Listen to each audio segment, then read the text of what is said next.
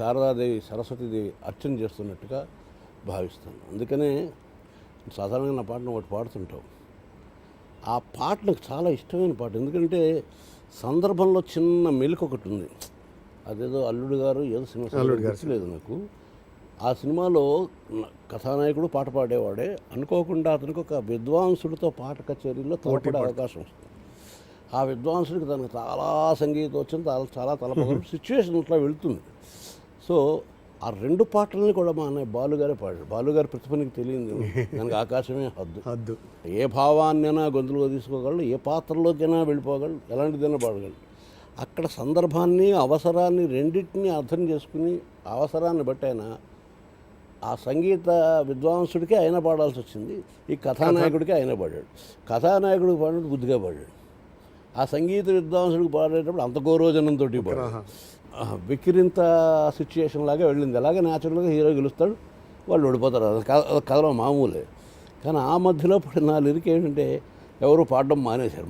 మానేయడానికి నీలాంటి ప్రొఫెషనల్ గాయకులు కూడా ఎందుకు పాడలేదు అంటే, న్యాచురల్గా ఆయనలాగా మిమిక్ చేస్తూ పాడటం సాధ్యమైన విషయం కాదు కదా. సో నాకు చాలా ఇష్టమైన పాట, చాలా ఆర్తితో రాసుకున్న పాట.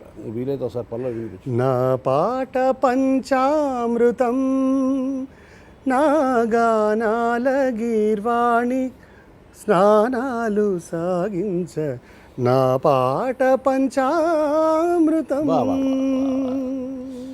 చరణం మీరంటేనే బాగుంటుంది. వల్లకి మీతగా పల్లవ పాణి అంగుళి సేయన పల్లవిని. ఇంత చక్కగా మధురమైన కంఠంతో నువ్వు పాడిన తర్వాత నేను పాడితే బాగుంటుందా లేదా అన్న గురించి నేను పెద్దగా బెంగట్టుకున్నాను. మీరు ఇందాకలన్నదే మీ పాట నా ద్వారా వస్తుంది, కానీ అది నా పాట కాదు. ఎందుకంటే నేను ఆర్టికులేట్ చేయడమే తప్ప ప్రతి మనిషికి పాడుకునే హక్కు ఉంది, దానికి పరీక్ష కూర్చోక్కర్లా. ఇక్కడ ముఖ్యంగా పాట రాసేటప్పుడు ప్రతి పదము కూడా అమ్మవారికి ఒక పద కుసుమం అవ్వాలి అనే కోరిక. అంతేకాకుండా కోరికలో ఉన్న అదేంటంటే పల్లవ పాణి అంట, బలవీణ మృదుపాణి. పల్లవ పాణి, పల్లవము అంటే లేత చిగురుని అర్థం. ఆవిడ చేతివేళ్ళు ఎలా ఉంటాయి?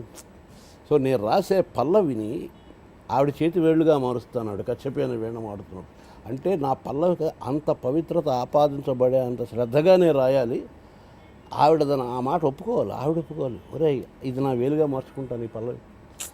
వల్లకి అంటే వీణ, వల్లకి మీటగా పల్లవ పాణి అంగుళి సేయన పల్లవిని శారద స్వరముల సంచారానికి, శారద స్వరముల సంచారానికి చరణములందించనా.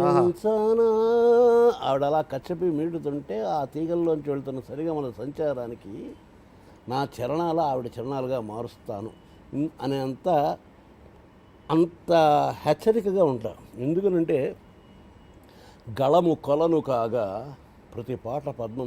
పాట పట్ల నా దృష్టి ఎటువంటిదంటే గళము కొలను. పద్మం అన్నది చాలా విచిత్రమైన ఆలోచన, ఇది విచిత్రమైన దృగ్విషయం, ఫినామినన్. అందరూ రోజు చూసేదే, ఎవరు పెద్దగా పట్టించుకుంది.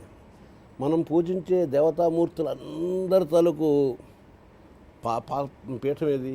సరస్వతి కావచ్చు, లక్ష్మి కావచ్చు, పౌరకులు కావచ్చు, ఎవరు కావచ్చు, ఏ దేవతామూర్తి అయినా తను కూర్చునేది పద్మంలోనే. పద్మానికి చాలా ముఖ్యమైన ప్రాముఖ్యత ఉంది మన యోగశాస్త్రంలో కానీ కుండలిని విద్యలో కానీ ఎక్కడైనా సరే పద్మానికి చాలా ప్రాముఖ్యత ఉంది. దేవతామూర్తుల కూర్చునే స్వర్ణాసనం ఏది అంటే పద్మం. కానీ ఈ పద్మం ఎక్కడ పుడుతుంది? అదొక విచిత్రంగా బురదలో పుడుతుంది. ఈ రెండిటికి ఇది జీవితానికి కూడా ఒక సత్యం చెబుతుంది. నువ్వు బురదను అసహించుకుంటావు మన న్యాచురల్గా. నువ్వు పూజించే దేవతలకు ఆసనంగా మారినటువంటి ఆ పుష్పాన్ని కన్న తల్లి అయిన బురదను అసహించుకోవడానికి అధికారం ఉందా అని చెప్పడంలోనే ఒక యూనివర్సల్ సత్యం ఏంటి అంటే, ఈ సృష్టిలో దేనిని నువ్వు తక్కువ కానీ ఎక్కువ కానీ అసహ్యం కానీ సహ్యం కానీ అనే పదాలతో చూడకు. సాక్షాత్తు పద్మాన్ని కన్న తల్లి.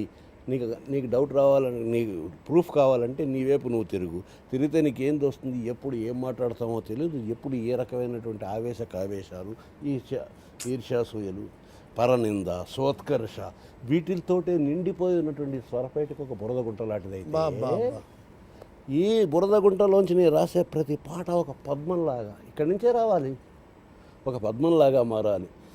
గళము కొలను కాగా ప్రతి పాట పద్మమేగా, విధిసతి పాదపీఠి కాదా, విధిసతి పాదపీఠికాగా పదము వెళ్ళి విరిసిరాదా. సో ఎలా రావాలి అంటే ఏ పాట వెళ్ళినా ఆవిడ పాదపీఠంలాగా వెళ్ళి విరియాలి అన్న ఆకాంక్ష లోపల పెట్టుకుని రాయడం. అది మనం ఏ పని చేసినప్పటికీ కూడా మనకు ఇవ్వబడ్డ దక్షిణ, మనకి ఇవ్వబడ్డ ప్రజ్ఞ, సేముషి, ఇవన్నీ కూడా మన పూర్వజన్మ విశేష కర్మం, ఆ భగవంతుడి కరుణా కటాక్షం అని అనుకున్నప్పుడు మనకు ఆ నేల మీద కాలు అనేటువంటి పరిస్థితి ఉంటుంది, అనుక్షణం ఉంటుంది. అందులో ఆ పాట నాకు చాలా ఇష్టం. అది ఇప్పుడు ఒకసారి నీ నోటి పూర్తిగా వినాలని కూడా తప్పకుండా బాబు. ఎందుకంటే అది వెటకారపు సిచ్యువేషన్ కానీ వెటకారం పాట కానీ మీరు ఇప్పుడు నాకు ఒక మంచి మీ దగ్గర నుంచి నేను ఒక సలహా కూడా తీసుకుంటున్నాను. ఇది మామూలుగా సిచ్యువేషన్తో సంబంధం లేకుండా నేను ఒక ప్రార్థనా గీతంగా కూడా అద్భుతంగా పాడదగ్గటువంటి విషయము, ముఖ్యంగా గాయకులు. అందుకని నా తదుపరి కార్యక్రమాల్లో తప్పకుండా దీన్ని పాటించడానికి మీ సలహా ఉపయోగపడుతుంది. అది చేస్తాను కూడా, మీ ముందు కూడా పాడి వినిపిస్తాను.